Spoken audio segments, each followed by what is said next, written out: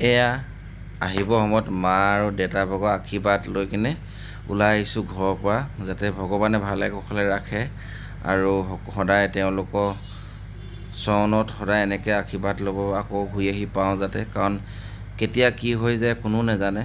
আৰু ঘপককেনে হঠাৎ মোৰ ভাগৰ গা ভাল নাইকিয়া হৈ যায়। আজি এইকেইদিন অলপ বেছি হৈছে আৰু এতিয়া সুস্থ হৈ মেডিকেলৰ পৰা ৰিপৰ্টটো আনি লগালগ ঘৰৰ পৰা আকৌ ডিউটিলৈ ৰাওনা হৈছোঁ। ভগৱানে ভালে কুশলে ৰাখক বুলি আশা কৰোঁ। সদায় এনেকৈ যাতে আপোনালোকৰ কাৰণে ভিডিঅ' বনাই থাকিব পাৰোঁ, ৰিলছ বনাই দি থাকিব পাৰোঁ আৰু সদায় হাঁহি ধেমালি এনেকৈ থাকিব পাৰোঁ, তাকে কামনা কৰিছোঁ। আৰু পোৱালীজনী হাঁহি আছে, তাই যাবলৈ পূৰা উৎপাত হৈ আছে।